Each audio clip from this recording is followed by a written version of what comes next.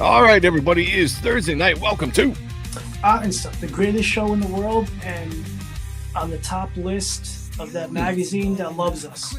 We are the number one podcast in the world. I can't back that up, but let's make that a thing. The magazine. I like that. Let's do that. They got us. Let's roll. Okay. We'll make up rumors here. It's all good. We are looking at Skinbreaker 2 tonight. We're going to go over that. We also have Anthony Gonzales-Clark and Nandor Fox Shaffer on to talk about their project.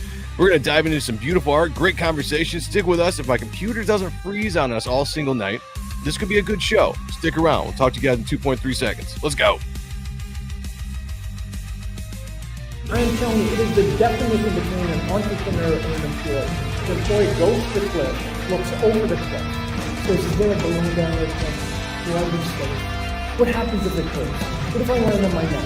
The entrepreneur, they said, we need to jump off the cliff, backs up, and speaks to get a fucking run. This town needs an enema. Fuck. Where's Commissioner Gordon? I mean, come on. How many guys you think beat me? Too stupid! Wait, you don't really think you can leave? Things change. You've got me! Who's got you? Everything changed. And anyone who tells you different is just lying. You know who this is? This is Mark motherfucking Sylvester.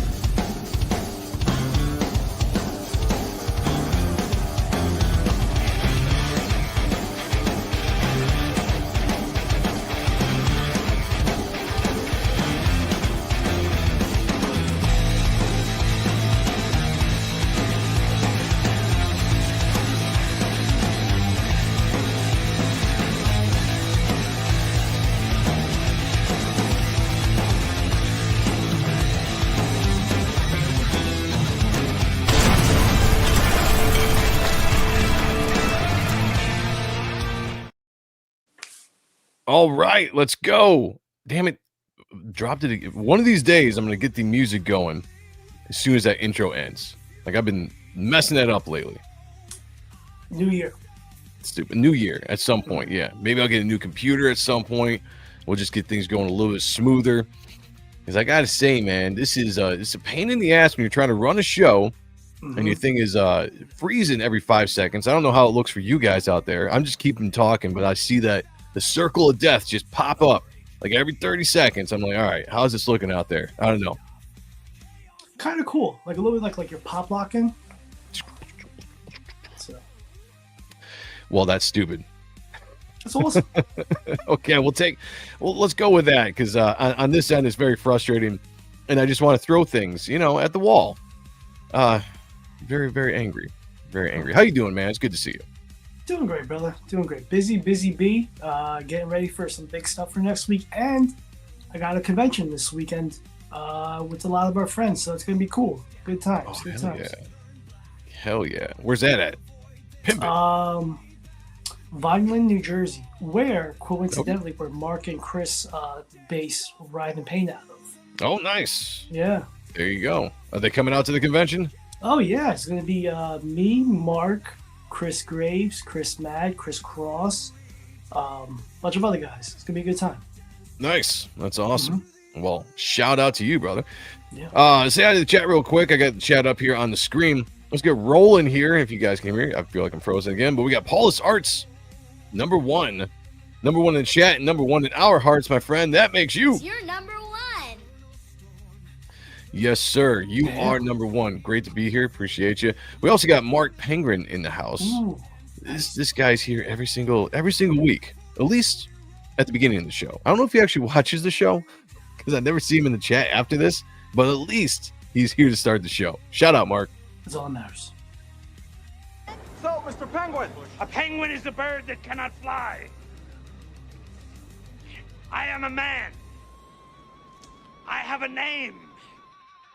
And his name is Mark Penguin. Welcome. We also got John Apple in the house. How's it hanging? Short shriveled to the left. Shriveled to the left, yeah. Always to the left. Twisted Dreams is in the house as well. He says, who's watching Silvestri and loving all the darkness news? Yes. I got to still watch that interview. People kept tagging me in the interview that he did. And I haven't got a chance to watch it yet. I got to sit down. Everyone's like, There's this is a great. 3. There's 3 of them? Oh, shit. There's one that dropped yesterday. There's one from the Image Central podcast. I think there's another one. Okay. Well, I got tagged. Don sent me. I think Penguin sent me one as well. Okay. So I gotta check it out. But yeah, I'm excited, man. Excited about the darkness. Excited about Mark Silvestri. Obviously, you know, but Twisted Dreams, good to have you here. The extraction theory papers. Am I the only one who did the reading? Yeah, that. You got member of the channel, Rick Saylor. I'm sorry, guys. I'm gonna get through this show the best I can, but you gotta understand I'm having technical difficulties here on this side. So it is what it is. So Rick Saylor, member of the channel, first member in the chat. You guys are getting this if my computer wants to work. oh my God, I'm sorry. I can't stop coming. I'm sorry. Oh, it feels so good. You know it feels so good to have the members in the chat common tonight. thread in all of my failed schemes is human stupidity. People are just too stupid to accept me as their leader. It's true. That's very true. Dennis Kelly's in the house. Says, what's up, all? Hey, Joe, Sean, possibly Zach. Hail. Finally able to draw again. Nice. Why weren't you able to draw again? What happened? I Post forget. pictures. Yeah, let us know. Hope you're doing all right. Said this book has been hot. It's always sold out. Yeah, it's a very popular book, it seems like. We got Sheldon Martin in the house. Says, time to break some skin. I like Pegging that. isn't new for me, friendo, but it is for Disney. Oh, you know it. Let's go. We also have Efran in the house. Says hello to you. Hold on. We have, we haven't seen this guy in a while. Nice. Cosmic, okay, come on, computer. Help me out here. Goodness. Cosmic Studios is in the house. Great to have you. Here we go. Afternoon. Stinks like sex in here. Oh, you know it. You know it. Let's go. Who have I not said hi to? I think, there we go. Void Eyes. Hail the chat. Yeah. Hail to you. Good to see you. See it. All right, we're going to jump into this. Oh, Ephraim is, okay, it's pizza. All right, my bad. Let me go back here. Let me go back. Where you at, Ephraim? Where did I just see that? Okay, so this is pizza now. Good to see you. See, it's weird for us on this side because they changed all the handles on YouTube. So all we have is the ats. And if you guys change your icons or whatever, I can't tell. But good to see you. Pizza's in the house. Good to see you. We also have Mr. Michael Bancroft here. Oi. I like that. Hope you're doing well, my friend. Good to see you guys. All right, we're going to jump into this. We got some guests here. We're going to look at Skinbreaker issue 2 as well. And if I can get through the night, I'm hoping it looks good on your guys' end. If I get frustrated for no reason, it's probably because things are messing up on my end. And, I don't handle that well. I get very angry very fast. Let's bring them to the stage. We have Anthony Gonzales-Clark and Nandor Fox Shaffer. Let's go. Yo. What's going on, guys? Good, fellas. Hey, guys. Here, let me move the chat. It's right in the No one can see here. Anthony's face. Yeah, there we go. That's There we go. right. That works. That works. Move it off to the side there. Yeah. It's interesting. Better the other way. No. You want them covered up. Okay, I can do that. No. I'm here to serve the guests of the show. Well, thanks for having us here. Thanks for hosting us and everything. And love to finally be on with another king again on a separate show. Be cool. Yeah. Man. Yeah, if you guys don't know, Anthony and I, we're always on CG Kings on Monday doing drawing. Anthony always kicks ass with the art that he draws, which I'm glad now. Did you improve your camera, or are you just doing a lot of the scans? Because I feel like we can see your art a lot better lately when you're posting them. It's just been good days. I'm still using. I bought a new camera. This one is one I like it's I think I got this when I first started working with Nandor. This is like back in like 2017. Like, Oh my god, you still have the same camera. the camera, and I got a new one, didn't do anything, and then I got I actually hooked up. I have this camera right here. I have this Sony. I don't know. I don't know if I can show it on camera. I don't know. It's like this nice one. You see, like this. Oh yeah. Actually, I got it hooked up to the computer, and I'm like all ready to go, and then my computer starts crashing.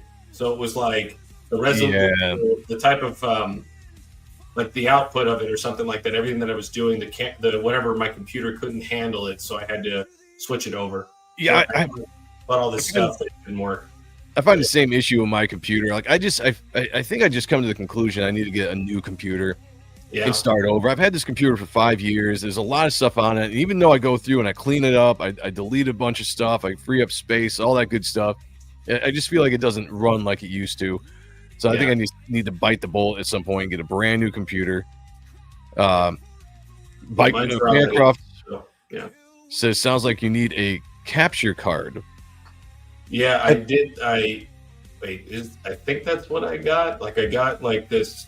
I don't know. I hooked the camera up into it, and it's I don't know. The brand was like Elgato, whatever. It was like $100. Okay, it was like this just for this one little card thing that I needed to hook up into an HDMI, and then to go into the computer, and then then I can use the camera. And I did all that, but it was just too much for the computer. Yeah, let's play some music. You don't need to hear me. It's okay. No, I mean. No, I'm just switching the music up there. It goes loud for a second. No, technical difficulties. I hate it. It's not fun. It really slows down the whole streaming process on my end, especially when it comes to the drawing. I would actually like to get to drawing on stream, but I got to get more cameras and set them up. I got to get light. Yeah. I've done freezing here. All right, Twisted Dream says, when your computer is having problems, Joe, you should sound clip the A-Team movie when Murdoch jump starts the ambulance. That's not a bad idea. That is not a bad idea. We got K. Ojo in the house as well. Good to see you. Says, greetings from Raleigh, North Carolina. Yep, that's it. Must just be the computer then. Yeah. It's the computer. I gotta just update. Just gotta get a new computer. It's about 6 years, it's around that age. But yeah. I was just gonna say with mine too, like every time I try to run Photoshop and other stuff, like I have more problems. And I've been doing a lot of Photoshop work lately, and I feel like even though it's shut down, it's still affecting my computer in some way. Anyway, computer talk's done. Let's jump into Skinbreaker issue 2. Guys, wherever you're watching, please hit the like button. Jump in the live chat if you're over on X or wherever you're at. Join the conversation. Let us know if you have read Skinbreaker. Issue 1, we covered what, a month ago, Sean? 2 months ago? November-ish. Yeah, it's been a second. We're back. We're back to it. Issue 1 was really fun. We enjoyed it. It was a nice take on the kind of what would you say, Conan meets Avatar? Yeah, basic cartoon plot. Yeah, Beautiful art. Beautiful art. This is the first time David Finch has been back on sequential art for quite some time now. And that was my biggest draw, and I found myself actually liking the story. There's nothing, I would say, complex about this story. I feel like it's kind of, I don't want to say derivative, but tropey to this kind of barbarian style of storytelling. Mm-hmm. But the art definitely made it. And I'm going to say, I jumped into this issue, and I've got a few things to say as we go. I'm going to keep that as we go, and I'm going to sprinkle it in there like a good host does, but you're going to hear some opinions. Don't say that mine is 5 years old now. I know, man. Be ready. Be ready. I have, yeah, I know, right? It's going to happen. Did you see the oversized versions of these? I have not seen them in person yet. I know they're out there, but I have not got one of the oversized ones. I hear people like them, though. Twisted Dream says, I read Skinbreaker 1 and Rook 7, and reading them back to back was a trip. I still got to get to reading Rook. I got to get on that one. All right, let's jump into this. David Finch. We also have Kirkman, who is the writer of this book. Beautiful art. Great cover. If I can get to the next page. Here we go. Robert Kirkman, creator, writer. David Finch, creator and artist. Annalisia. I think so. We'll go with that as the colorist. All right, good team. Good team. Here we go. All right, it's gonna be a little slower, guys. Sorry about tonight. This is just what it is. We're gonna have to deal with it. Oh, come on now. Enhance. Enhance. There we go. All right, geez, it's a struggle already. Good Lord. You know what I forgot to do? Let me do this real quick. While this is Oh yeah. while this is deciding to load, let me just let that kind of catch up for a second. Leaderboard. Give a shout out to Rick Saylor, picked up his 11th victory. Christopher Bouchard, who I've not seen in the chat yet, is in second place with 8, and everybody else is falling behind there. The leaderboard is something we do to keep track of the top contributors every single show. In order to get on the leaderboard, you have to have that number 1 that's in the chat there that YouTube gives you at the end of the show. It doesn't matter if you have it now or the middle of the show. You have to have it the closing seconds of the show for you to go on the leaderboard. Why do you want to be on the leaderboard? Great question. Let me answer it for you. At the end of the year, we are tallying up all of the victories that you have on the leaderboard, and whoever gets the most victories is going to get something really, really special at the end of the year. I know what I'm putting in. Sean knows what he's putting in. I'm telling you right now, my estimated thing that I'm putting in is like an $800 value. I'm not sure what Sean's is, but we're talking about possibly you get $800, $900 worth of value that we are giving out to one person that wins this overall leaderboard race. So you guys want to be on this. How do you get there? Well, contribute in the chat as much as money helps. Super chats definitely seem to help, but contribute as much as you can in the chat. Talk to each other, talk to us, at people, constant comments, whatever you can. That is what it's all about. And yes, some people have seen the super chats do help get to that number 1 spot, which is why I think Christopher Bouchard has been making such a big a gain on Rick Saylor there for a little while. But you got to do what you got to do. Right here, just to show off real quick. I got like 6 already. I'm working on a 7th, but it's just a headshot. Camera. Hold on a second. There you go. Does that work? I see it. Actually, good. That's a good camera.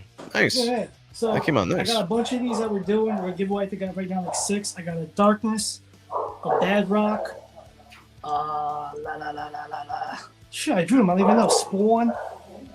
This. Yeah, like 2 more, and then like there's one that if I can get done by then, it's gonna be definitely like a $400 value worth of. Yeah, it's gonna be. You guys are gonna get something good. Yeah. By the way, how's everybody liking Sean's beard in the chat? Number 1s for the beard. I want to see number 1s in the chat if you're digging the beard. He said he's gonna shave it tomorrow for the con, but I think he should keep it. It's looking good, looking rugged. You know, love that money. Gotta love the money. You know, let's go. Good looking Daredevil Sean. Rick Saylor deserves the win. Does he though? Well, hey, whoever gets number 1 spot, they deserve the win. I'll say that. Rick Saylor deserves a lot of stuff. Sporn. Yeah, Sporn. Who's that barking? I don't know. Oh, that's Leon. That's one of our dogs. Okay. We only have 1 in the chat, guys. So I guess only Rick Saylor's digging the beard there. Little Justin Timberlake is finally growing up. Don't shave. Beard is better. See, that's what I'm saying, Pizza. Wait, well, you know what? Tomorrow I'll get my Copic markers and I'll just fill it all in with the grays. Do the Hogan thing. You know, Hollywood Hogan. Just do the darkening up there. You know, bleach blonde, the goatee. Let's go. All right, Dr. Fishy. Yes. All right, here we go. Jumping off what we caught up last, Anak did the challenge to the Chieftain, where this orc-looking motherfucker here was originally getting ready to challenge to take control of the chief, whatever, for the tribe they've got. And Anak jumped in at the last minute and basically stole it from him. So this dude's he's pretty pissed. And I gotta say, listen, I don't know what you guys think of this story so far, and I'm gonna put out one of my complaints right off the bat here. I don't know if I'm in love with the main character of Anak, or Anak, how you pronounce his name, because the dude seems, I don't know, he doesn't soft. Yeah, thank you. He seems too soft, and whiny, soft. It was this issue specifically, and you guys are going to see as we go why I kind of turned the first issue was good. I liked the setup of it, but I kind of expected a different direction with his character in this issue. And I wasn't quite. You guys will see. You guys will see what we're talking about. You know the vibes I'm getting from this guy? It's Yeah, like tell me the about guy that's the Michael Jackson impersonator watching the trailer to the new Michael Jackson movie, and he's like upset by it because like he's going through it like it's his life. Like it doesn't work out. Good point. Yeah. Pizza sounds good right now. Yeah, my bad. I know because Pizza's here. He's got a different name. I thought I was just looking at the emoji. I thought that was it. My bad, boy dies. We got Ace in the house as well. Good to see you. Thank you. Ace? Tell that dog to shut up. Shut up. Yeah. He wants to be a part of the show. It's like when we have Brett on or Billy. Oh yeah. Lots of noise. Here, you know, I'm just gonna mute it till he stops. You do the thing. Okay, jump in whenever you want to speak. It's all good.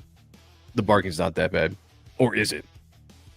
So this dude is pissed off because he stole his right to combat.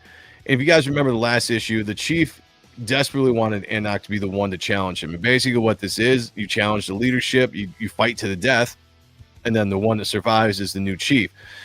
Anak has such an attachment to this father figure that I'm assuming they haven't really explained why, but they've just said that he's got this attachment relationship to the chief that he didn't want to do this. He wanted him to just find a different way, stick around because he was such a good leader and the people needed him. But this guy, being wise, understood that if it wasn't going to be Anak, who would be the best choice next in line to be chief, it's going to be this asshole that's going to probably be a horrible chief and just run ragged over everybody. So we finally get Anak challenging the chief at the last issue, and we got to go into combat. And this dude is just like, and this is what I don't get about this, Anthony and Nandor and Sean, is this dude has been begging. The first issue, this guy's been begging Anak to do this. And so he's like, I'm going to finally do it. And he's like, I'm sorry, I had to. There's no other choice. He's like, no, dude, that's what I've been asking. Like, thank you. You brought me peace. Be a man. Let's do this. But the next scene we have, like, he's coward. I don't know. Am I off my rocker here, guys? Like, I understand you want to get people to care about the character and all that stuff, but does he seem too sensitive for? He's a bitch. It's like, to be fair, it's just, but like, I am on that side where like what you're saying. So like, let's just say that, to kind of, you kind of go, I don't know, you try, like, let's say, we gotta pull back a little bit. It's like, the story is like, you take about the tradition is like the source of the order, right? And a source of pain, right? And then caught between the duty and the conscience, right? Right. Okay. So that's like, let's say that's what you're kind of like, that's, trying to be charitable to this whole thing. But then it's kind of like the problem, the issue that I have with all this is that, okay, nothing specified, like, which I like is like that there's not a lot being said, right? So you're kind of like, it's very small scope storytelling where like it's one village, these guys, this one instance, and it's like really narrowed in, right? So you got, I don't know how long this is going on. I don't know where they are, how this is going. This is probably going to be talked about later on. Okay, so then, right. But after all this time, now it's getting to this point where like suddenly there's like this, like he has like an issue with it. Like, I don't know, with the same like tradition that's been going on forever. You know what I mean? Like now, instead of just, that's when you were talking about tropes earlier, this is a common trope. It's just like, right. Like suddenly there's like this tribe that's been doing this forever. And then now the stories about, the tradition is it's seen as the oppressive or backwards, or, the ritual is superstitious garbage, and we're all figuring it out suddenly now after. Anyway, I don't know. It's just like that's always the trope that it kind of goes into. That's why like by issue 2 it was kind of like, yeah, like when it got to this part here, it's like, oh, they're doing that trope. That's the story they're doing. But yeah, I completely agree. You know what it reminds me of? It reminds me of Disney princesses, right? Oh, yeah, Moana. This reminded me of Moana. Yeah, well, it's like, you want to push back. You want to push back on the tradition. Yes. It's usually the princess that's trying to do that in the story, not the male character. Now, granted, I give the fact that this is supposed to be a character that Anak is really like a father figure, and if you have to go, face your father in a combat to the death, where you have to kill him. I understand that you're trying to tap into that emotion of that, right? So I get the storytelling here. I just think I feel like it's a little overboard. Yeah, I was gonna say I think it would be different if Anak was looking out at the stars or something, or like being composed, but also there you go. Shedding a tear, or just like to show the conflict. I think like Finch's work is amazing, in the expressions that we're seeing. Oh, fantastic! Yeah. The amount of emotion. But yeah, I do agree with you that it seems like there'd have to be like higher stakes, than just taking on your mentor. I mean, I could see a father feel this way if they had to kill their own son, maybe. But taking on a mentor is a bit much. Yeah, like okay, so like the guy that he's afraid to take over the tribe, okay, it's not really apparent why, right? So it's like I said, small scope. We're not given a lot of information. I know that I know that in the Skinbreaker, like the ritual that they were doing, did put his infant, like he sacrificed his son. But that's what I'm saying. Like these things, like that guy was like, he's going to be all for the tribe. He's going to protect that tribe. He's going to look out for that tribe. He's going to do whatever it takes to keep it alive and going. Okay. I'm not like 100% against that guy that he doesn't want. I don't know why. We just know that the other guy doesn't want him there. I know he's kind of like psychotic, but he's psychotic. Yeah. He's psychotic sometimes. Like you need those redneck, motherfuckers going, and going to war and for you. You know what I mean? It's like you need crazy sometimes to kind of keep anyway. I don't know. So that's what I'm just saying. But like, it's not very apparent why completely. I know that it was kind of crazy that he took his son and he made, but then he's like, but then it worked in his favor. You know what I mean? Right. Yeah. Well, I mean, they showed him to be a dick. As far as just like he's the quintessential warrior. Warrior for the tribe. But the thing is, they set it up in the first issue that the chieftain now knows that guy, if he ever became leader, would be a horrible leader for the people. So when you're thinking about duty, when you look at Anak, you're like, this. He's telling Anak, he's like, you are the guy who needs to take our people forward. You're going to be a good leader, all this kind of stuff. And you would think, like, yes, that is enough that you have to do this sad, like Nandor was saying, do something where you contemplate what's going on, do the Luke Skywalker looking off into the distance, thinking about Invader and Yoda and all that, and then go take care of business, And so I just got into the scene. Even his wife is just like, you can't let anybody see this, because if you did, then it's over. Right.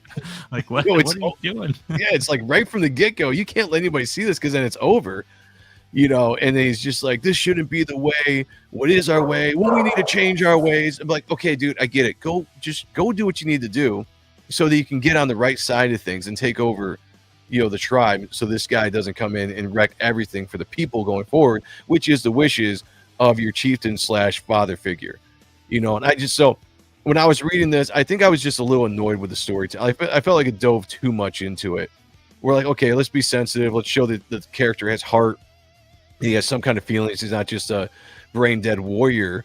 But I thought it was just a little much. Whereas like the wife had to pick him up, and this guy doesn't shout leader to me, which he should, like I want to latch onto this character and be like, this is a badass character that also has feelings, and has, struggles or whatever, but he's also a badass character. And so far, I can't even say he's a badass character. Sean? No, and she's probably thinking like, I can't believe I let this guy inside me. Like, what the fuck? Like, what? She's like, this is why our son doesn't have the hard skin yet. Yeah. Like this is it. Yeah, I agree with you on that. And he's just looking like a mope right here. Like, yeah, it's the same thing. Like, all right, tropey, I get it, but I think that you're selling it too much in the scene where you still have to present some kind of leadership to the people that are going to eventually follow you, and so that they believe that you are going to be their, the rightful strong leader going forward. And even this battle coming up, great art, by the way, just fantastic art. No, I was about to tell you, stop you there for a second. I just wanted to kind of say, like, look at that two-piece spread. Yeah, that's a gorgeous cinematic shot. Yeah, like even the colors. Very too, cinematic. Is it the colorist on this? Annalisa, Annalisa, whatever it is. Yeah, but the coloring, and it's just subtle. It's I like the small scope feel of the story. It's just there's not a lot being said, but there's just so much. Like, again, this is the great like how he draws. He just kind of like Robert Kirkman should be, at least like through his storytelling, should be showing and help to help Finch along, but with like showing more of what what all these things, instead of us kind of putting in the blanks or something like that ourselves. But Finch is doing a good job with like the small scope of the story, and he's taking his time with this. Yeah, I saw the chat talking a little bit earlier when we were talking about this. Some people don't like the colors and whatnot. I will say one of my complaints in the first issue was not that the colors are bad, but I thought there were some color palettes that I would have done a different choice on, because I can't remember. I saw somebody in the chat say like, the characters blend in too much, right? Like, I understand that these characters, they adapt to their environment, so it's kind of camouflage, so they can blend into their environment. But visually, for storytelling, as I'm looking at pictures, I don't want to see orange characters blending in with orange rocks and stuff in the background. Like, I want them to stand out just a little bit more, because it gets a little muddy, especially with all this detail that Finch has. And he's put in insane amount of detail. That's where the colorist has got to come in. And I know what you mean. I think I was thinking about that, where I'm like, man, because that was some of the stuff in my coloring where I don't fashion myself a great colorist or anything like that, but I like the lighting. Like, there's like, if there was some shine, if there was some light, kind of, glowing past, I don't know. It's just like, there's just no, uses of light a lot of the time. Like color separation, maybe like a right. I think Bancroft was like, some color holds or something, on here would just separate things a little bit. And I'm not a colorist expert by any means either, but I can see visually that it could be just a little bit better to match the art. Sheldon Martin said the rival is more. Go ahead. I want to see Pandora or wherever Avatar is. Like, I want to see like bright colors in the background, like like the brown, orangey characters. Exactly. Yeah, offset the browns and the orange of the characters and stuff. Yeah, I completely agree. Sheldon Martin said the rival is more like Genghis Khan, and Anak is like an emo high school kid. Yeah, kind of seems that way, doesn't it? Rick Saylor said they could be making him so weak that the buildup of him breaking into alpha character is bigger. I could see that. I just feel like it's too weak to the point where it's kind of annoying in this issue. And if you guys haven't read it, you're going to see here in a second. I'm going to point out exactly what I'm talking about. But yeah, it's just it's like Kirkman. Oh, sorry, if you're reading the chat. No, go ahead. Finish your thought. I was like saying I see his point. I think that's the that's sort of the hope. Like, you're having faith. Like, you have faith that Robert Kirkman, he's not, he's actually going to. There's a payoff, and it's setting that up. But it's Kirkman. I mean, like, I don't think I've ever been like surprised really all that much with a lot of the story stuff that he's done, and he's kind of like an ideologically safe kind of writer a lot of the time. I really don't see. I still see like. Within it's like I said, like, this story sets up where suddenly, why does the character always suddenly realize that the old ways are wrong? Like, it's like right. That's what we drop all the time. That's a common trope every single time, where like tradition is automatically suspect, strength is automatically dangerous, authority is automatically oppressive. It's like it's like it's gonna go in this direction. Like, you could just. I'm just saying that's sort of like the cynicism of the, you know what I mean, like of a mainstream safe kind of story where you know they're just not they're they're not going to do heroics things. Like you just know it's going to kind of go into this. It's gonna be good but not great. You know what I mean? It's just So that's that's like the cynical like you could. He could like the chatter like the point that he's making. Yeah, I believe that's the hope it's just like what you have with like Buzz Lightyear or any Pixar movie or the next Disney movie or the next Toy Story movie or the next Incredible. Did they it's like maybe they're gonna set it up to where it's gonna be just this big payoff. I doubt it. Because that's just like the direction that almost every mainstream. I mean, like I don't know. I can't think of anything at the top of my head right now. I'm probably right.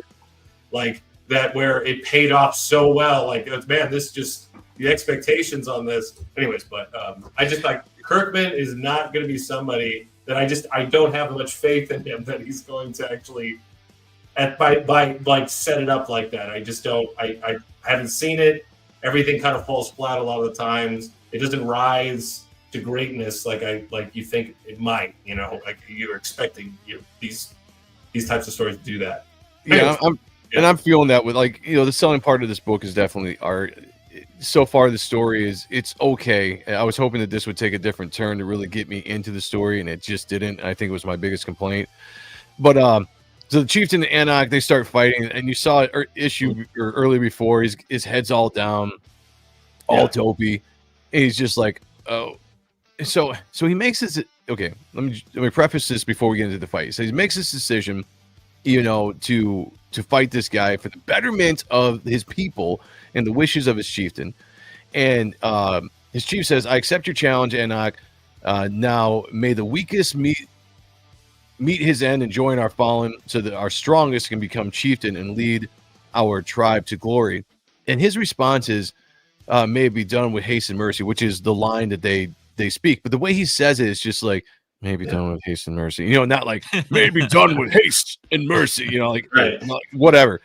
And so he starts to fight, and the chieftain just starts bringing it to him, doing the fight, and he's just like lackluster, and he's like, fight me. And look at it. This is where I start to get annoyed. I'm like, all right, dude, you're showing off in front of the entire tribe and this other dude that really wants to take the chieftain out and run everything for himself. And you basically got the chieftain just begging you, and you can see it in his face, and Finch does a great job depicting the expressions on both the characters' faces, but he's just like, you must fight me. It's like, what are you doing? Let's go. And he's just like, I'm sorry, I can't. I'm like, come on. We just spent a whole issue and a quarter now talking about how you need to, and you freeze in the biggest moment in front of everybody. And I get it. I just didn't like it. That's all. It's cold outside. Yeah, it's shriveled, It was in the pool. And he's begging him this entire fight. He's like, it has to be you, you have to kill me. Let's go. I love the shot here. Oh man, yeah. I just love that. Look at that. This is art porn. Yeah. Man, it's just it's like even the all white background. It's you can feel the emotion in that. Like you can see it there. It's good. Yeah, finally everything gets separated. You just have the focus right where it should be. like you kind of get away from all these colors for a second, and just that pops right out. And I guess you're right. Like the coloring. Like I was noticing it, but I was just focusing. I was like just focusing on the story, the story and everything. But now you pointed it out. I'm like, this person didn't really is no oh geez, who's the guy who colored the anatomic book? Kyle, or he's like, Ritter. Yeah. No Ritter, No, that's true. Yeah. Sheldon Martin doesn't says, this guy look like Jabu from Major League?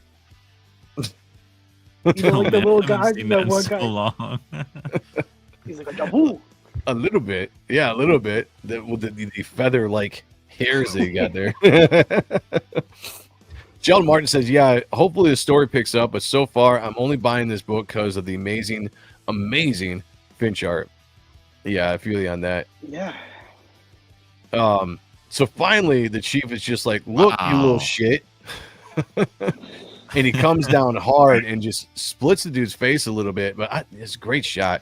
And again, I like the colors are getting better in this fight scene. I like the white, and then I like coming back here. You got the yellow background, but it doesn't take too much away from the orange color. I feel like they still stand out. The blood is subtle, but it's good. Yeah, that's good. So good. Just look at the detail on the gauntlets and stuff. It- It's it- like all the it's tiny every little day detail. in a week to draw. It's like I don't know how long it took. I mean, Sean, did you say he was working on this for a while? He was working on this for like 8 years. So like there's times where he spent like weeks on pages, you know, which shows. And he's drawing it like I think like 1 up or 2 up maybe. So it's not 11 by Size wise, 17. yeah, it's a 24 by the something. hairs on his back. Yeah, I was gonna say, look at all Holy that. smokes. God, that's crazy. well, it gets even better. Just wait till you see like the way he like towards the end of the story, like the close-ups and stuff. I was blown away. I was like, whoa. Yeah. When we get to the second part of the story, Like, jeez. And so here we just get to this point now. Now this dude is just like, all right. He's like, I'm not an idiot. You know, like this is no challenge. You know, this charade dishonors all of us. It's like, yeah, if this guy could see it, everybody else could see it. I'm like, Right. you're giving. This is just where I was kind of annoyed in the story. Like, I get it. We don't need all of this. Begging for him to do his duty here, and to finally get him to go here. And what the chieftain says, you made a challenge. You have to do this. If you let me win, the Thul, I guess is the guy's name, will kill me, and then he will be chieftain. And I do like this shot here. You know, when the decision is made finally, and he lifts up his face, and he's he's done being a mopey, whatever he is right now, and the decision has been made to do what he has to do, and he goes at it, and now he's finally fighting. So here's the fight we should have had at the very beginning. I thought that was gone on way too long. Well, he's finally at least doing something, and he's gonna take out the chieftain here in a second. He's got that Skinbreaker shard of, I can't remember what they said. Was it a dragon shard? I can't remember what they said that was made of last issue. But yeah, the chief, I like this though. I mean, the chief takes it serious. So shout out to that character. Like, I respect the hell out of this character. Yeah. You know, he's like, this has to happen, but I ain't gonna make it easy. This is gonna be an actual fucking fight, dude. And kicks him in the face. He's still going at it. I didn't And if get. you look, he's given more of what he did than in the first issue in the beginning, where he's like, Oh, he's all frail and stuff. yeah, like Weak here and he's frail. like, it's like his last breath. He's got to do what he's got to do to wake this bitch up. He's going out with a He's going out a warrior, which makes it even worse to me that Anak is trying to steal that from him. right. I'm assuming It that makes this it even worse. Yeah, exactly. Like Anak Yeah. makes him you not like him even more, because here's the Right. chief trying his best to, go out a warrior, go out with glory, go out with like Guy with honor. Yeah. yes, yeah, yeah. and that's what that's what you're like, and him just him weak, being weak, being fragile, being like him suddenly realizing, like I said, like this is wrong. I shouldn't be. It's like it's just this modern day take where it's just like, no, don't you realize, like, here's the white woman, liberal. Yeah, I was just gonna say, it's liberal. Standing in front of the tribe and telling them, no, don't you understand? Like, you should read Malcolm X. I don't. It's Right, yeah. This is some hippie shit. Yeah, I don't like it. Christopher Bouchard's in the house. Good to see you, brother. Good to see you. But yeah, I just wanted to bring that. We all know the tropes of like dying with honor, and you're almost taking that away from the chieftain into this last minute, and then he finally does what he needs to do, and drives his whatever he's got, his tomahawk. I can't remember, whatever, His boomstick. his boomstick. Oh yeah, his tomahawk into the chief's Joe, chest. Would you mind going back to the decision, the moment Anak makes his decision? Yes. Here we go. So Right I just wanted to point out that like this is one of those scenes that, and I don't know the behind the scenes, but like as a writer, like this is one of those scenes that you would have the temptation to write a really cool line or something to make the character say something really badass, or like you know, like you would be so tempted in that moment. And maybe Kirkman had a line. You know, I could see this moment be like maybe Kirkman had a line, and then he may have gotten this page and was like, well, hey, like we're cutting that, like we don't need it. And the thing I wanted to point out was, like, in the hands of a lesser artist, the scene doesn't hit. It's really important, I think, when you're collaborating with someone, to be able to, you know, get out of your own way. And like, if this wasn't David Finch, and if he wasn't able to have the characters emote this way, it would not deliver the way that it's meant to. So I just think that's a really important thing for people who want to make comics to understand. It's like, you might have this temptation to kind of overdo it, or you know, just make it something to where it doesn't need all of that. And that's the beauty of what Finch is able to do with this moment, because I mean, this moment changes everything. So yeah, that's an excellent point. Yeah, just letting those two panels hang there without any kind of script, and just, you know, the show don't tell emotion on the face, because it is so well drawn by Finch going into, you know, the next. That's a great point. Archie Goodwin, like he would like, he's a famous editor for you know, I don't know if it was DC and Marvel, you know, but he said writers, get out of the way. You know, it's like comics are a visual medium. Let your artist, you know, draw. Let them. Yeah, and you know, I mean, who knows? Again, like, I don't know if they're working full script or what, but the cool thing is, like, maybe there was a line, or maybe there was a line in the description of the panel that Finch needed to read, but the reader doesn't need to, you know, and that can make a whole lot of difference too. Chris, this is a book called Skinbreaker. This is issue 2 by Robert Kirkman and David Finch. It's been pretty good so far. I just had a little bit of issues personally with the story in this issue, in this particular issue, but overall, I've enjoyed the book and still enjoy it, and the art is just fantastic. So we get back to he's taking out and again, everything is just so cinematic. I think it was Nandor. Did you say that earlier? It's very cinematic, the way that it's written, probably, but just the way that it's drawn, camera angles, the beats. You know, you could see this being a movie, being, you know, a big budget movie, just from this entire scene here as he's falling here. You know, he's just been struck in the chest by Ahrent, and he's the death blow, right? You know, what's it called, the death throes, whatever it is. He's slowly kind of dropping the Skinbreaker sword. He's falling to the ground. You got the blood starting to spill out, and then, you know, here we go. This is what I'm talking about. You know, he says thank you, because this was the honorable death he was looking for this entire time. If you go back to issue 1, he's been looking for it for a while, and it's been this douchebag right here that has been refusing to give it to him until finally now. Thank you, you pussy. Yeah. And it ends on this great scene. Like, I love this. Again, Nandor, since you brought that up, here we go. It's another scene, no script.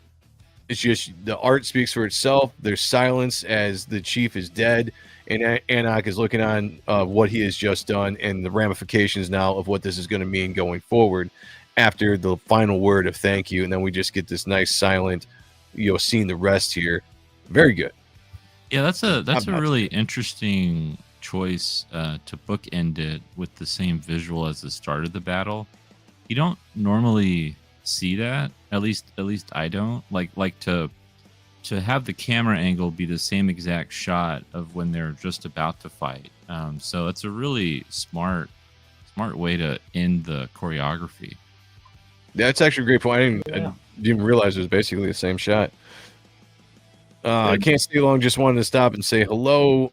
Have an awesome Friday and wonderful weekend. You too, Chris. Appreciate you, brother.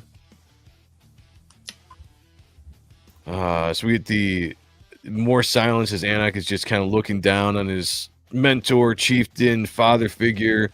and knowing that he's now got to raise this, and now finally get a little bit of the man he's supposed to be. You know, the chief, he raises a sword and he's like, I'm Anak, I am your chieftain, just proclaiming victory in a more masculine, powerful way than he had been acting before. And you get Lyle, or whatever his name is, seething over the fact that now this dude is the chieftain. Well, he's not the only one, like, except for, like, I guess it's a girl and a kid or two younger ones. Everyone's just kind of like deadpan face, like, oh, fuck, this guy? Yeah, nobody's really cheering, that's for sure. Like, I mean, like, you got everyone, and who knows? Maybe that's just the way they act. Because again, a recount. I don't know. Again, I'm assuming that was the chieftain's wife. If you just look at the phenomenal job that David Finch did in the art here. Well, generally, they'll bow. Like, people will bow. They won't do anything. They won't cheer. Like, there you go. I've seen that. Like, I've seen that. Like that too. Where, I mean, cheering. It would be honoring. It would be like, you bow to your chief. Like, I guess everybody just stands there and stares. There's no bowing, but that's true. That's true. I guess cheering it, kind of like in these tribal kind of settings like that. I think it would. I think that more would be, there would be silence, there would be bowing, there would be reverence or something like that, and that kind of thing. Because then you would see the guy. Look, you see the guy that the supposed asshole, like, he's goes with it. Yep. No, it's a I guess great it would point. be disrespectful. Like, I guess this one guy just got killed, who they were like their quote unquote father They'd be figure, like, or whatever. yeah. Right. And then they're like, yeah, like they're like, whoop, whoop, Right, exactly. That's a good point. It even makes you like the guy that, like, he didn't want to be leader. Like, you like him even more because he went with it. Like, just like how Anak was supposed to do it. Right. He was supposed to just, don't you understand, like, what's at stake here? And it's like, this is, again, it's just, that's the annoying, tropey. That word is going to be, it's true though, because it's a story full of tropes, and we said that with the first issue when we looked at it a few weeks ago, and I'm fine with that if you just understand that that's what it is. I do like the scene though, because you get Anak's wife here, the chieftain's wife, two different, obviously emotions going through as she's watching her life mate or whatever die. You got Anak's son here, who still has the unbroken skin or whatever it is that is going on. Or something, it looked like because he hasn't had his skin broken by the Skinbreaker and the light and all that stuff. So he's, and he should have by now. And so now we get this whole scene. It's time for you to the stone. The stone bringing. I thought this was kind of cool. So this was a fun look into the traditions of the people, right? So how do they do burial? Well, to honor the guy, they don't burn him, they don't bury him. Everybody brings these kind of custom stones, and they pile them on top of the chieftain. And the more stones you have, the more honor, I guess, that you get. And Anak is talking about he will have many stones because of how well revered this chieftain was. And you get this really, really nice scene. Again, Nandor, since you pointed out earlier, with no script, right? No dialogue, and it's just you letting the art speak for itself. It's a very if you were watching a movie, this would be the score, probably a very beautiful, somber score would be going on right now that honor the passing of the chieftain, as everyone's coming and bringing their rocks and piling them high on this dude. So I thought this was very well done. And then we just end it with I'm sorry, my chieftain, I know there is a better way. And so that puts that whole trope thing, right? Like, he wants to change. I know there's a better way. Yeah, there's a better way, and I'm going to make it happen. Right. It's like you can just hear him saying, like, this is the generation that breaks the toxic cycle. Toxic masculinity is gone now. Yeah. You can just hear it, just, all those kinds of things. Yeah. And then, so now this is something I didn't expect. And we're going to get into this, but I know the detail on this beautiful shot here of this face, man. This is what I was talking about. Good Lord. That shot was amazing. Yeah, Kirkman loves his whether it be a splash page or even a double page splash of just a head. No, it's just I'm just blown away.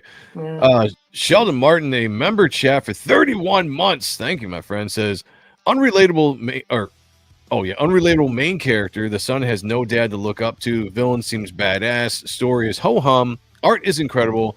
I give it a 10. Nice, man. That's a good breakdown, though. I agree with that.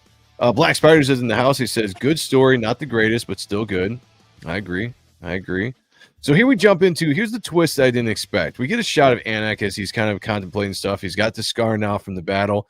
And we jump ahead like freaking 40 years. I'm just kidding. It's like how many ever years? I don't know. And I did not expect that. I thought we were going to have a little bit more of a story with him defending, being a chieftain now to the other guy. And we jump way into the future. Now he's an old man. I have to say, like, that was a good twist. Not something I was expecting. Not the way I thought Kirkman was going to go with the story. But that's where he went. And we kind of get a retrace of issue 1 here. If you guys remember issue 1, where Anak is out with the chieftain. They're hunting this creature, which is to get food for the tribe. And he's doing all the work because the chieftain is too weak to do it. Now we fast forward into Anak's future and what he's done to change things, the traditions of the people. And instead of him going out by himself as a man and making the kill to feed the entire village, he has now, concocted traps and stuff, which, it's cool stuff. But he has completely changed the way they hunt. And I don't know. I think I see more from the point of view of the other dude, why this might not be a good thing for the people and the traditions of the tribe going forward. A strong, honorable, way of life, and things are now being changed to this point where I don't know if this sword bearer here is supposed to be his son. They never said anything if his skin ever got broken. They never really say. Right. But they showed this creature that they killed in the first issue, and instead of killing it with his bare hands, he set a trap for it and ends up killing it in the trap, which is cool, very inventive. I think you watched Predator. Yeah, definitely. Well, see, when he says don't question me, like when it says that part with the chieftain, are you sure this is going to work? Don't question me, because he's thinking it's like the other that came to mind was like, because I don't want you to kill me. Like, I don't want you to. That's a good point. Like, because of how weak I am, he's still afraid that everybody's going to murder him because of how weak he is, or something like that. Like, and he's like, have faith in the new ways. Like, it sounds like he's manipulating him. Like, he's just like, have faith. Right. Like, he had to be, so they can get away from what they were doing before. And so he doesn't, like, you could see it where, like, he doesn't want, like, somebody else to do what he had to do, be stuck in that situation. It was so painful. But you could see him now, he's turning into some politician. He's turning into he's turning into somebody who's like, who's trying to not, like, because that's going away. Again, you're going away from the tradition. You're going away from what is it? The strong men, kind of thing. You're just now. Great point. So now, are we going to follow his? Oh, sorry. Actually, just keep going, and I'll. I was about to say something else about towards the end, I guess. Oh, yeah. When that, bring that back up when you get a chance. But yeah, it's almost like it's the demasculation of the tribal warrior, right? Where everybody went out and they fought, hand to hand, killed these monsters, fed the tribe, took care of their women and children. And then this was just a life that they lived, and all because he had to kill the chieftain. He completely changes everything. Now, my question is, this kid, there's some sort of time has passed. I didn't say what, but based on the aging, it's a significant time has passed. And he's still, at this point, still questioning the chieftain of what's going on. You would have thought that if he made all these changes, at some point it would have settled in and this just would have been the way. So apparently, this isn't even a very successful thing that he's done, changing the ways of the people his entire time as a chieftain. So how good of a chieftain is he really? Right. In my, I don't know. I guess we'll find that out in coming issues. Right. But that's what I was thinking when I was reading that. I was like, is this guy really a good chieftain to the people? You know, I don't know. This is interesting. I didn't expect him to go this direction. Yeah, he's just it's like the weak. It's making the weak men again. It's making weak. It's not respecting tradition. That's why like the guy who was unapologetically like strength, you know, like Yeah. you like it, you gravitated towards him, and you like that. This is just again now. What are we going to do now? We're going to have more time to have leisure, and you know what I mean. Like we're going to create all these machines. You know, I don't know. It's like making it easier. We're going to create. And then what do you know? Then gay marriage. No. It's like it just goes on and on to this. Like to what? You know, again, like that. This is just the beginnings of that. Of weak. Because like you when bringing up the weak son in the beginning, that's another like sort of foreshadow. Great points. That's a great point. Yep. Yeah. So here's another thing that is completely different in the first issue. The tradition of this is you go out, you kill whatever creature this is, and then you physically with your arms you break the jaw of the character of the creature, and that was like signified like how you do an honorable kill or whatever. So he's completely changed this now. He's like, bring me the breaker, and so instead of doing it physically with his hands the traditional way, now he's doing it with a tool. Right? He's doing it with a tool. He's not doing it with the strength, and I think he's doing this. If you think back, because the chieftain in issue 1 couldn't do it. He didn't have the strength to do it anymore. So Anak would do it so that he could basically lie to the people that the chief was still strong and could protect them. And I feel like he's changed this now to take that completely away. So it doesn't matter if you diminish in strength, you can still lead the people because now you have all these, you know, techniques to do the exact same thing you did before, which is break the jaw, do the breaking, whatever they call it here. And he can still have that kind of, you know, traditional, I don't know, whatever you want to call it. And it is sword bearer here is like, another successful hunt, my chieftain. Tonight's feast will be long remembered. He's like, yes, it will. But now we got, what's his face? Leroy, I can't remember his name. Still around here. It's something. I can't even remember. This is the son, I bet you, of the... That was he got his skin broken. His first son. Oh, you think so? Okay, I think that's him. Okay, because I was thinking it was still the old guy, and he just looked the rival, and he just still looked pretty damn good because he's a badass, not getting soft. Where Anak spent the entire time just getting soft, you know. But yeah, I'll have to. That's interesting, I'll have to, because they don't really say what his name is, do they? No, they don't. They don't say anybody's. I don't think they say anybody's name. Okay. It's just remember, it's like. His son was weak. It's contrasting with the chieftain being weak and his son not getting his skin broken, and he's being appeared as weak because he was like on his 8th son or something. Yeah. And then the unapologetically masculine strength guy put his son on the line to break his skin on his first year. Yeah. And he proved right. Like, you know, like I'm willing to sacrifice my son for the good of the you know what I mean? Like it's just showing the strength, right? That you're gravitating towards unapologetically, like, you know, he would have, you know, it's done anything for this tribe. So anyways, so you see the son, you know, how weak he is, and it's like, again, like we're going to see the weak tribe eventually, like kind of maybe like later on in the story, is sort of combat the strength tribe, and then the strength tribe is going to lose to the weak tribe because the weak tribe's got all the figured it out aggressive mechanical things that are going to make anyway. You get what I'm saying? That's a hell of a great point, and I'm buying every word you're selling there. Twisted Dream says the colors look better in this one. They do. It looks a little bit more like there's, you know, like sunken into the background. Like it looks better here for sure. Sheldon Martin says, bad Leroy Brown. It's the baddest man in the whole damn town. Thank you. So he comes in and he's just like, you know, your breaker hides your weakness. You challenge our ways because you are not strong enough for the old ways. And Anak is like, your kill remains unbroken. And he's like, it does.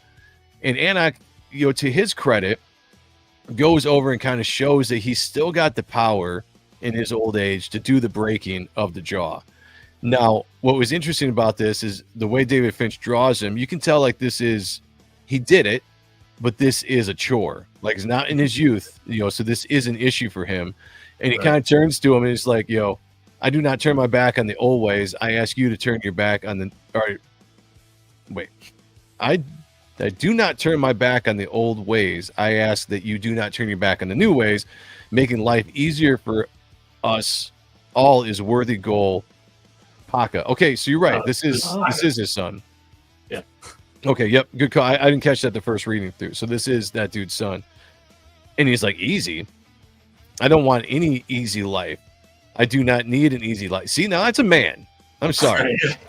Like I'm looking at these two characters. I know this is the main guy, but I'm just like I'm kind of with Paka on this. I'm like Paka's my jigger. And he comes through and he's like, easy makes you weak. And he completely snaps his thing, just rips it apart, showing his strength. And I was just like, man, this is a hell of a good scene. But it makes me like this dude so much more than Anak. I'm like, maybe this guy should be the chieftain. Just, I'm thinking this guy right here. He said, you should use your tools less and your strength more, my chieftain. And I have to say, that's some hell of a good advice from Paka there. I fear that Paka has a sinister heart and knows only hatred. Fear not my shard bearer. What does he say here? He is a brute who cannot see the wisdom in the new ways, but he will be made to. I will not allow him to claw us back to the old ways, for that is a path to ruin and death. And that's how we end the first issue. Go ahead. Yeah, just see, there you go. It's just he's the manipulator. He's a politician. He's trying to keep himself from getting killed, right? It's just like he's looking out for himself. He's not looking out for the tribe. He's going to cause dissension.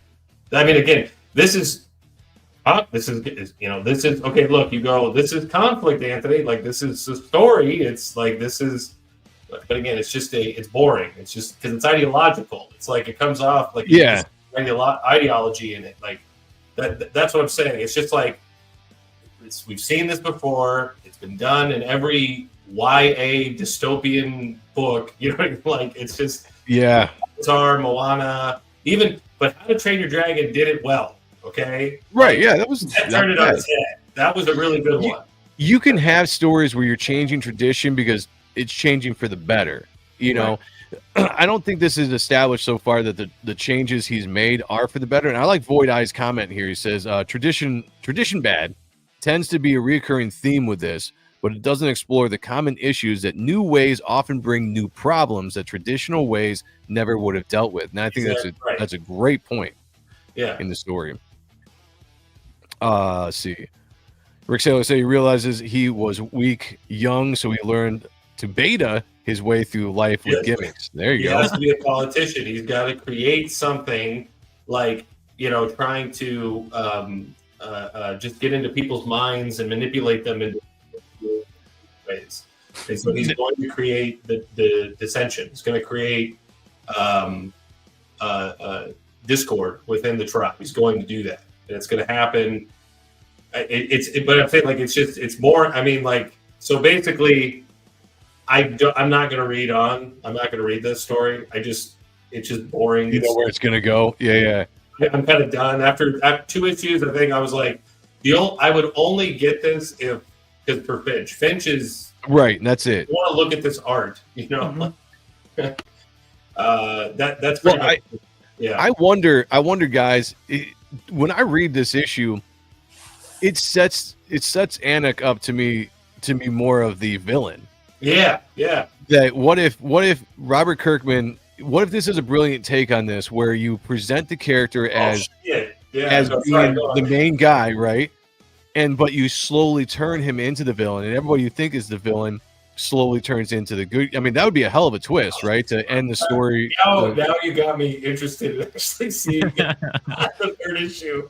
Yeah, that's a really good point. He could do that. See, that's the faith part. It's right. Like, exactly. Yeah. Do I have faith that Robert Kirkman is going to do that? No, I don't have any faith in him.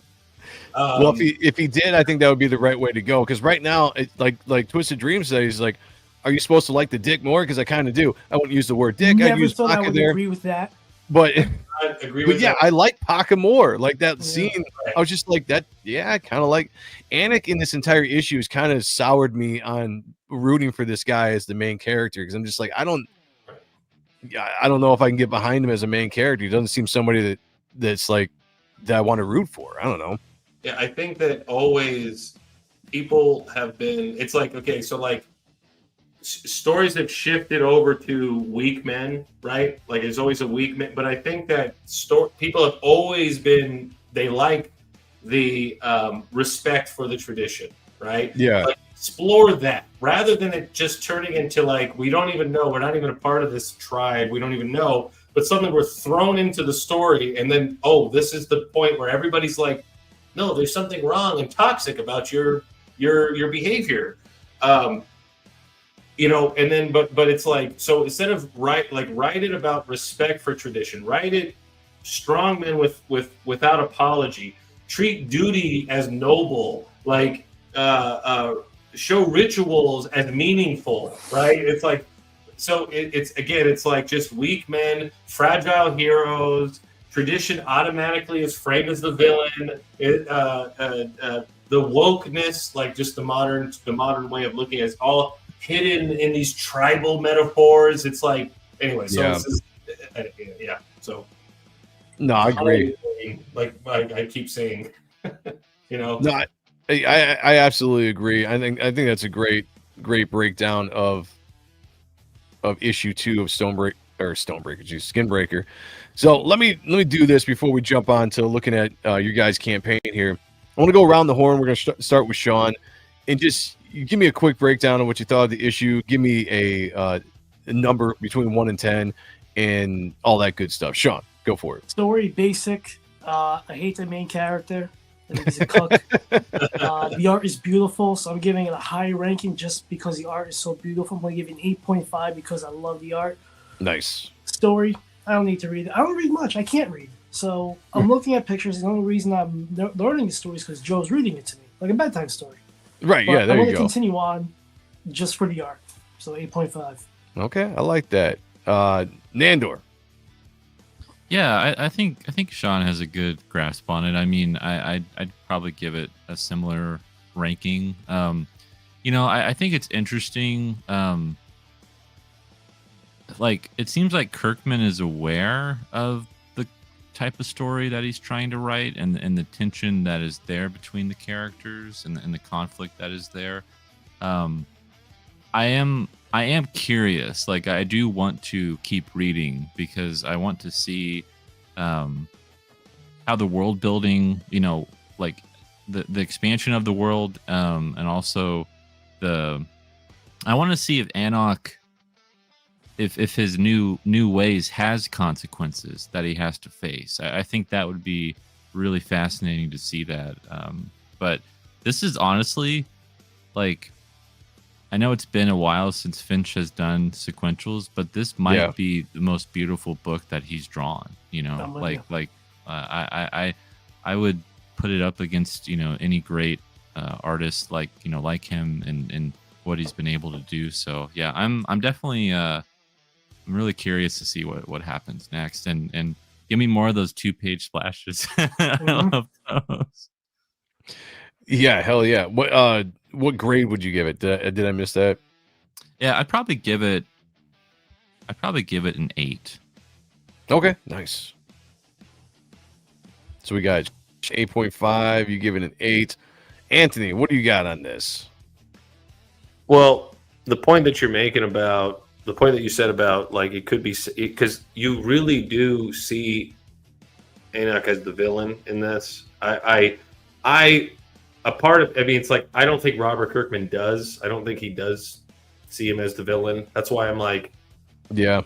But seeing that there's been a shift again in the culture, so there could be room for improvement in some of Kirkman's stuff that he could, because this isn't the time where like I need to do the approved ideological story. So he could be in a part where like he could shift over to something different. He could actually do that and not stick to the tropes or something like that. You said something, Nandor, where like it was like I am curious just because let's see how issue 3 goes, right? The other thing Right. is like, what did you say? Should have wrote it down. I'll probably remember. I can't remember what it was, but I think it's the how he's gonna so okay, the consequences, like I was the consequences of his what he's doing right now with the new ways. Now, what I would say to look out for, I am not like a writer. I'm trying to. There's always more things about storytelling that I just don't like. I didn't see it that way. I didn't realize that. Like I was writing my own story lately, and I've been giving it to people, and they've been pointing out stuff. I'm like, oh shit, Right. I didn't know to think like that. You know what I mean?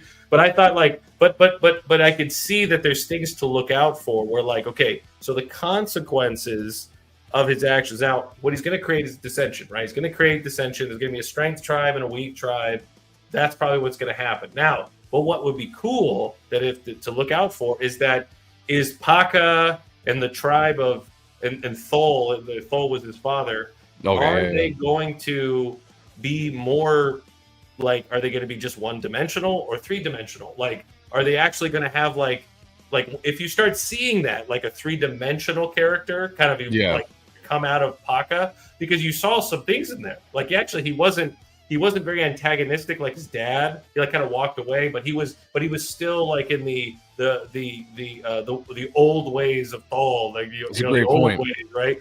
But the old ways of it's like he calls it like the old ways, like as if it's so ancient. You know what I mean? Like it's not. It's like we don't even know how long the tribe's been around. It's like the new ways. It's like he's the new chieftain that just introduced it. Like not even his mentor. This is why it's confusing. It's just because again, it's a ideological modern day thing where the new chieftain who's is mentored by the old, and he was completely about the old ways.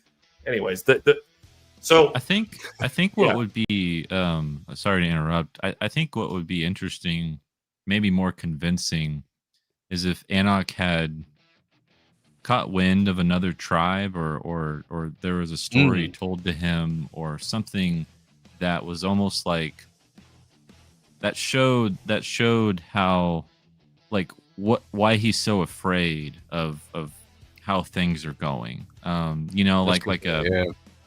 Something like a legend or something in the world that would go like death just begets death, like an eye for an eye, like constantly, and like something that he'd be afraid to perpetuate. But we're just not given any context. It seems like he feels intrinsically as if he's doing something wrong, and while because it doesn't feel right.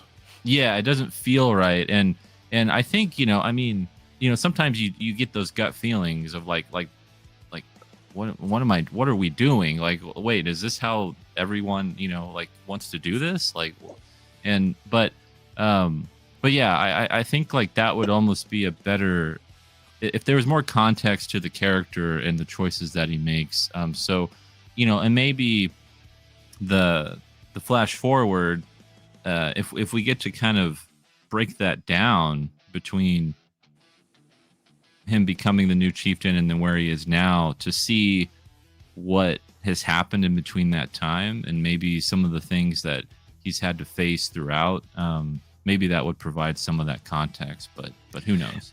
I'm interested to see where it's going to go. And Sheldon says yes for the story. There's still a lot of room for it to turn around. Finch's art will undoubtedly keep being outstanding. I think I'm going to probably give it around 7. I'm going to say 7.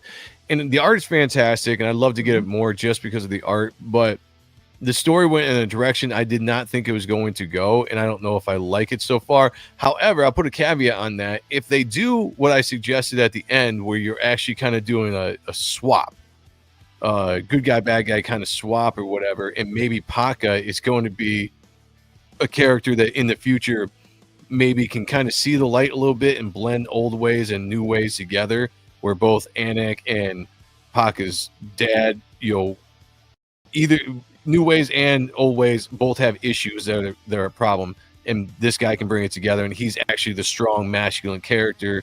You're right, Anthony. He wasn't a dick like his father. He wasn't challenging Anak there at the end. He wasn't a threat. He basically was just like, the old ways are better. Let me show you why. I'm gonna rip this creature's jaw off, and I'm just gonna walk away and talk about you need to have better strength instead of relying on your inventions and stuff. So we'll see where it goes. I'm definitely going to keep on reading it because I like Finch.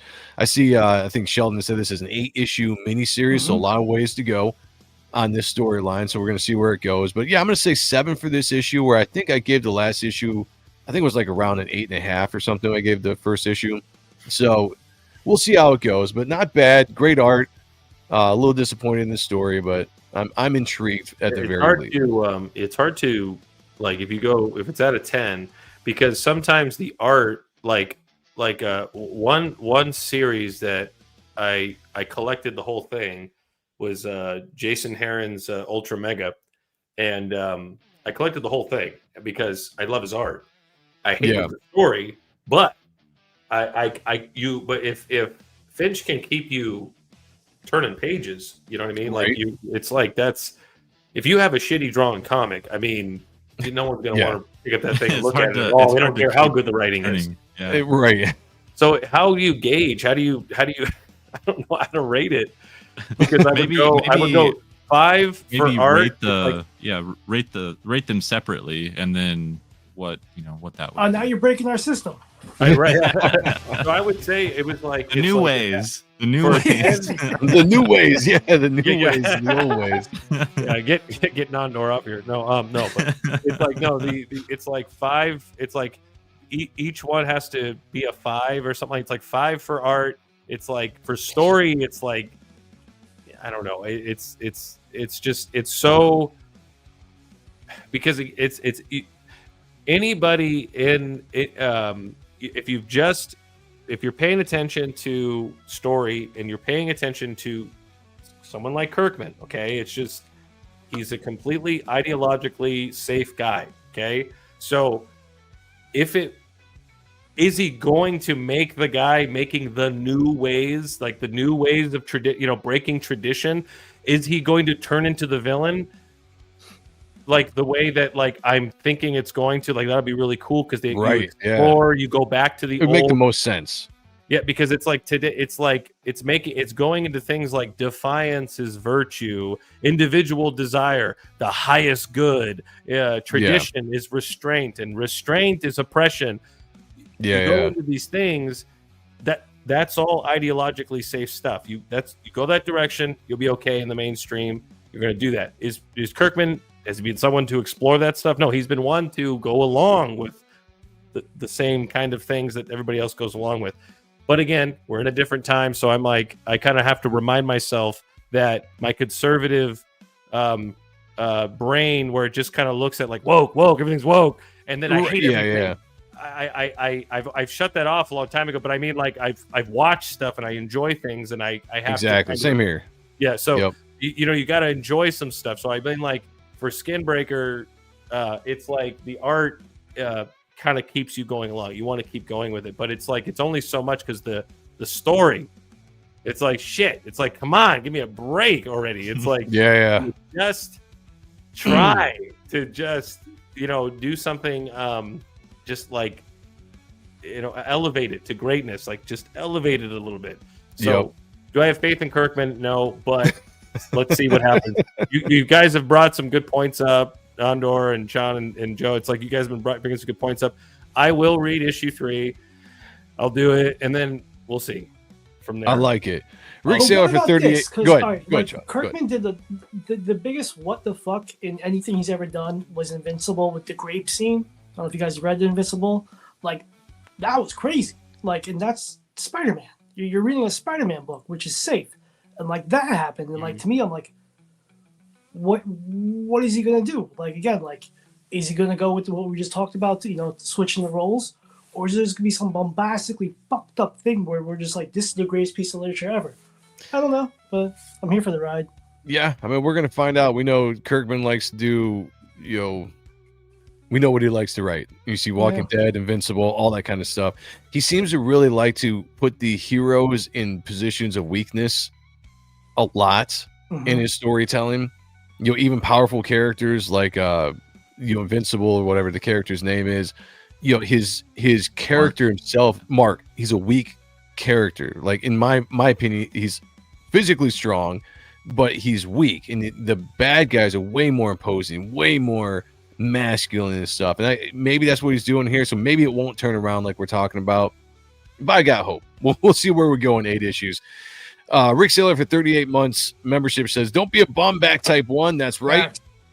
Go get type 1. I was going to just say something real quick. Just like again, as conservatives, and I don't know if everybody here is. It's like you're kind of taught to like not trust or like anything, it's like, so I've a while back, it's like, well, forever I've always just kind of I've enjoyed things, you know what I mean? It's like, but you always have this kind of feeling as a conservative, you're taught to hate everything and not enjoy everything, just yeah, you know what I mean? It's like, and so I kind of felt like, but you always, when you do read mainstream stuff like Kirkman stuff, the antennae, it doesn't shut off. I could see it, and that's the. No, I agree with you right there. Like, I'm not a big fan of woke stuff, but you have to adjust your stuff every once in a while and be like, all right, some of the shit exists. It's not going away. You have to enjoy the story for whatever it is. Right. And roll your eyes when you have to roll your eyes, Rick Saylor, member of the channel, says, honestly, it's good, but it's no Reaper motherfucking Destroyer. Good. That's right. I like that. My guy.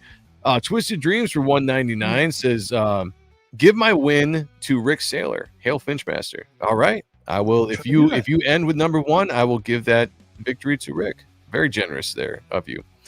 All right, guys, let's jump into this real quick. You guys have a project right now over on Kickstarter. Let's talk about it. Let's get into it. What is this all about?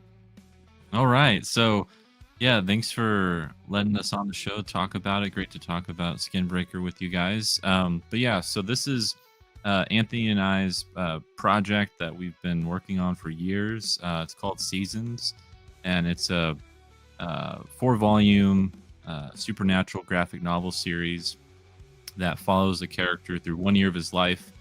And that character is Fletcher, and with each passing season, Fletcher's abilities change. So it's a supernatural, kind of grounded superhero story about self-discovery. Nice. And it's on Kickstarter right now, and we got 6 days left.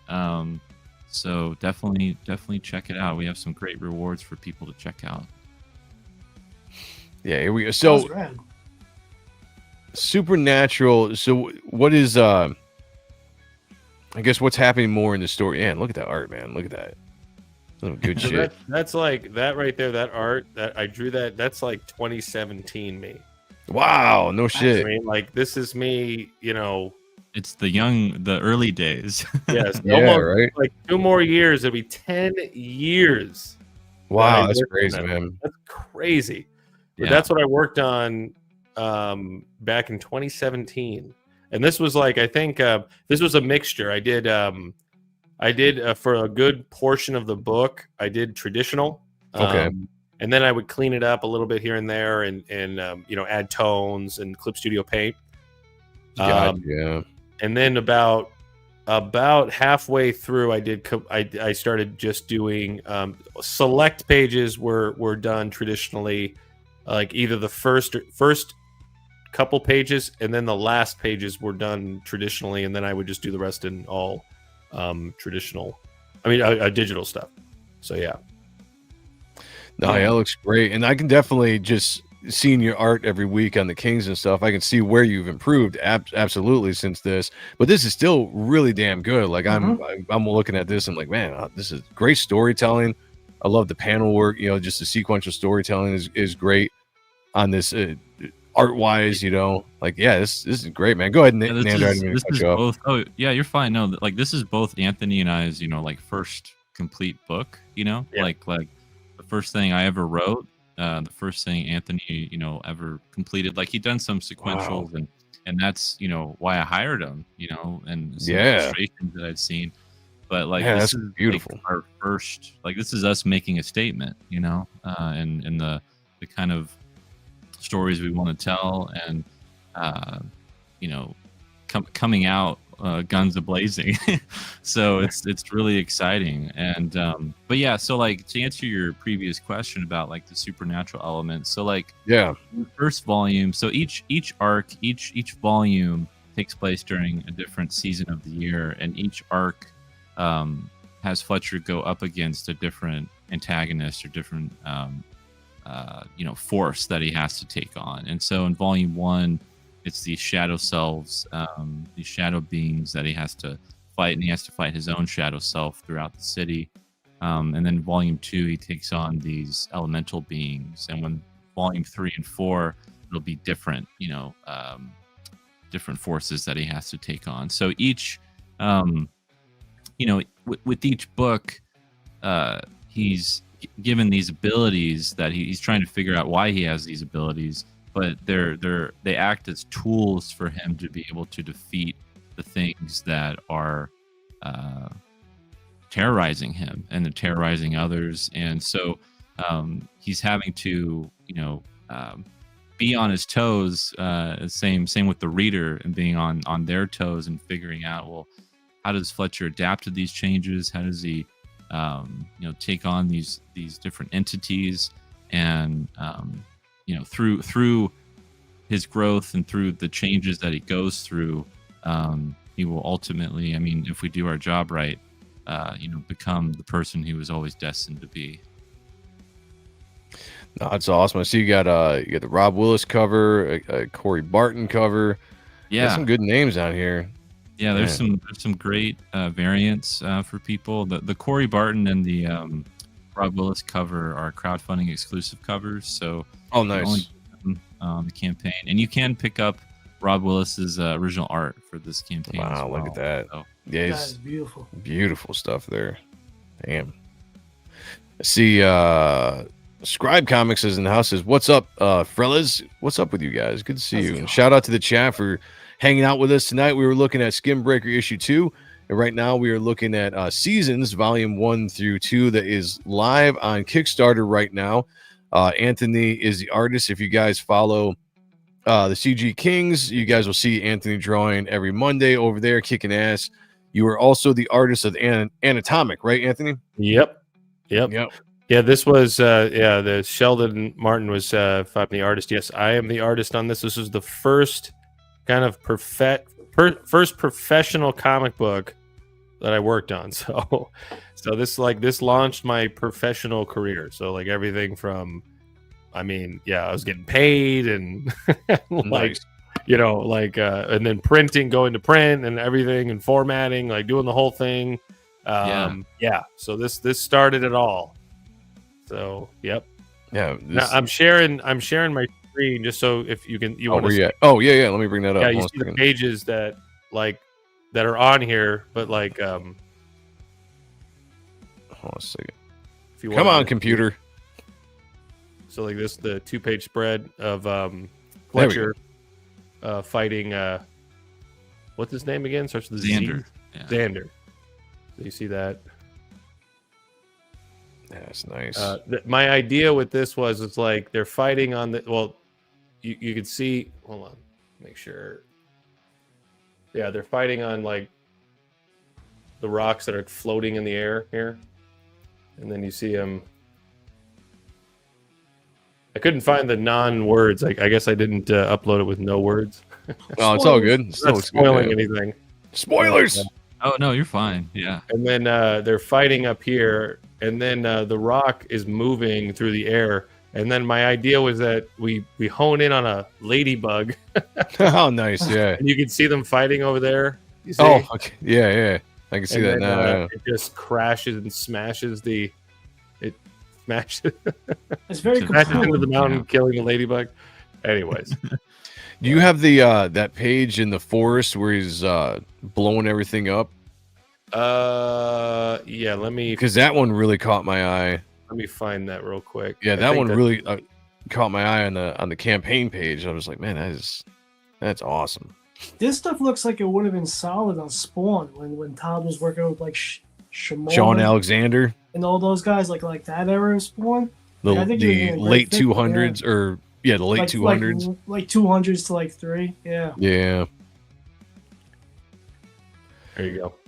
All right. Share that. Yeah, there it is. Yeah, I thought this page was awesome. Yeah, it took a while. Buck wild. Yeah, I love everything about it. Can you feel zoom the in at heat. all? Yeah. Yeah, let's get in and look at this. There we go.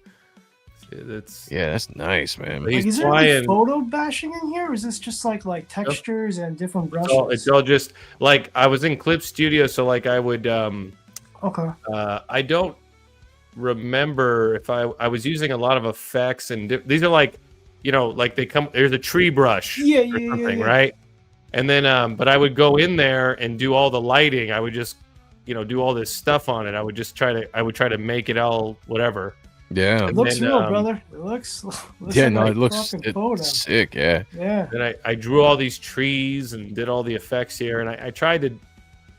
It was a lot. There was not many fire brushes and stuff, so I was just like, Right. but I was messing Yeah. around with a bunch of different things, and so this I think this was partly traditional. Like I drew out the trees, drew him here. This is all traditional, and then went in and digitized. I mean, digital drawing everything. Right. Yeah. Like Yeah, and I still love to this day. I love the deer running in the foreground. Yeah. Right.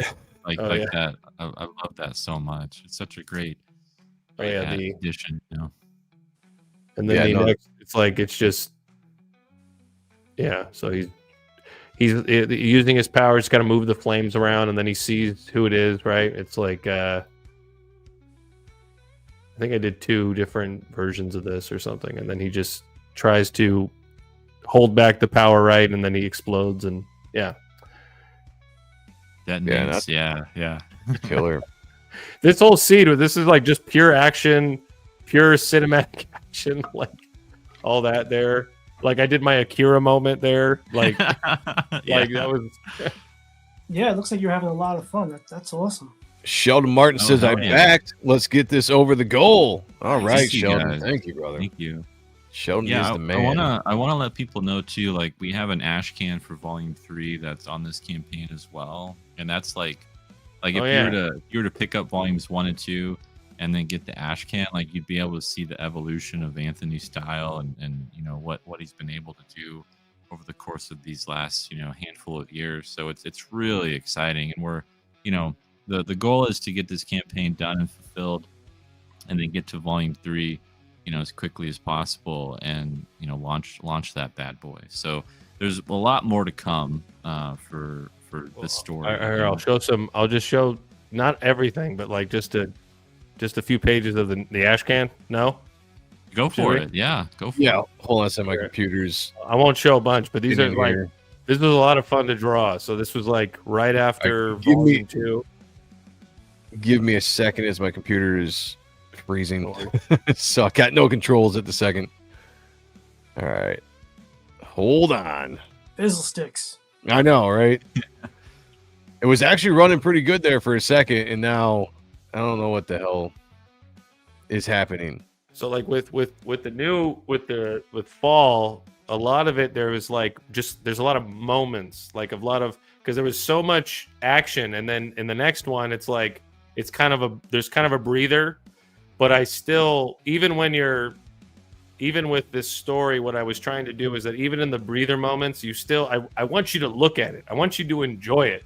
I'm like trying not to be glib here, but I don't want you to get bored, at all. So it's like, even in these moments here, so like this was like the first page in fall, starting off the whole thing, and he's reaching for the sky, he's reaching for the sun, as high as he can go. He's flying, and then you go to this, and Nice he's foreshortening. like, he just starts falling. He reaches, and then he just falls back, and you see him in these panels here. He's like just enjoying. That's cool. Yeah, I like flying. that. And then he goes into a flock of birds, and then he starts flying with them. And then they go away for some reason, right? We like, why are they going away? And then he looks back, and then you see a plane. Oh, nice. It's like that's nice. a good beat. Yeah. You see, and then he just So that's all I wanted to show. So I love this opening. Yeah, it's such a great badass. opening because like throughout volumes 1 and 2, Fletcher is really like he's getting beaten up left and right, like from everyone and everything, and like this is the moment where we actually get to see Fletcher like be like joyous, like after all of this pain and suffering that he's gone through, and you capture that so well. There you go. And I love it. That's pretty awesome. Links are down below, guys. I know the mods have been dropping links in the chat as well. Seasons volumes 1 and 2. Go back that. Shout out to Sheldon Martin for backing tonight. We appreciate you guys very much. This has been Otten Stuff, episode 265. Looking at Skinbreaker 2. Also looking at Seasons volume 1 and 2 with Anthony Gonzales-Clark and Nandor Foxshaver. Thank you for joining us, guys. It's been a hell of a fun show. Yeah. I'm going to end this here pretty shortly because my computer keeps on freezing. So the goodness is too good. Just too yeah, good. it's just too good. So come on. What the hell's going on here? Yeah, we should probably just end this before it gets too bad. All right, before we do, one last thing. tell us. This weekend, find me, Chris Graves, Mark Polton, Chris Mad, Enrico Bata, and a couple other cats at Garden State Comic Fest in Vineland, New Jersey's Vineland's new arena that they just built. It's the first big event they're having there. Saturday, Sunday. Anybody that comes by and backs Type 1, I'll give them a cool sketch. Anybody that comes by, everybody else's stuff, they'll do what they do. I can't speak for them, but come by, back Type 1. I'm doing sketches, remarks, selling prints, selling art for holiday season prices. I'm low balling it because insulin ain't cheap, motherfuckers. I like that. I like that. The kids got eat, Anthony, where you going to be at? Here working on. I'm working on it. My Sister Suprema is the book I'm working on right now. I'm working on with Chuck Dixon. I'm just finishing up that story. You can go and get those volumes. They're already they're on sale with Archaven. I don't have any links. It's just something like I work on with Chuck, and I kind of hand it over to Arctoons or Archaven Publishing, and they just kind of do their thing and Gotcha. with it. But that's sort of it. But I'm not going to be anywhere. I may be at that convention next year. Oh, nice. Own original book. So you know what I mean, like too. So it'll be cool. What we were talking about with CG, Joe. We just started talking about we got to figure that out. So if you guys missed it, Ethan brought up on the Kings on Monday that somebody approached him about doing a convention, right? A CG convention, and I think that's something we're gonna try to crowdfund and get out there. So that might actually be happening next year. So keep an eye out for that. That would be pretty fun. Looking forward to that. Nando, anything you want to plug before we get out of here? Yeah, I mean, of course, check out the Kickstarter, but you can follow my YouTube channel, subscribe. It's called Foxhole Comics. I do video essays. Sometimes I do live streams. You can also check out my newsletter, foxholecomics.substack.com, and follow me on socials. And yeah, great being here. Hell yeah, it was great having you guys. You can catch me on the Ronan Joe shows on Sundays if I decide to do it. Been pretty busy lately, but that's what I've been doing. I think I'm going to move that some date. I'll let you guys know. But CG Kings this Monday, or coming up Monday at 7 p.m. thereabouts over at Ethan Van Sciver's channel. You'll find me and Anthony and all the rest of the Kings over there drawing. Here, let me blow this up here. Drawing over there. If this will work. I need to finish inking this. Oh, nice. Yeah, that's the Mysterio. Yeah. Yeah, nice. Dude, I wanted you to I know it's Steve Ditko themed. I was like, I need Anthony to draw the question. Like, I need to see. Dude, right? I was gonna draw the question or I was thinking about that too. Yeah, I was thinking about that draw too. the question or Mysterio, and I chose Mysterio. You I chose should have wrong. drawn the question. That's wrong. I was going to do it. I should have done it. I was Oh, thinking yeah. about doing it, but I came in too late, so I only had time to do what I did. But the question popped in my head at first. I was like, maybe I'll do that. So yeah, it'll be interesting in what we're drawing this Monday. So check it out. Then we'll be back here next. Actually, no, next Thursday we're off. No odd We're stuff off next next Thursday. Thursday. Yep. So possibly on. I have to look on the schedule. We might have Well, a the Wednesday new show. one came out this week, but I don't know if I'll have time with everything to kind of stream. We might have to kick that until possibly after Thanksgiving. Yeah. It's gonna be a rag the next couple weeks, guys. So just keep with us. Got a lot of busy things coming up. Thanksgiving's coming up here in a couple weeks. So, but we'll stream when we get a chance.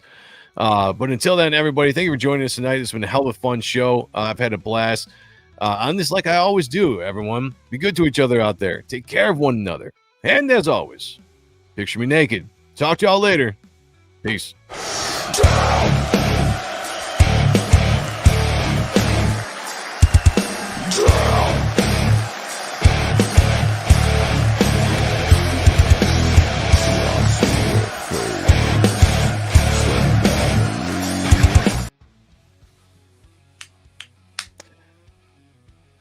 That's a big freeze. All right, let's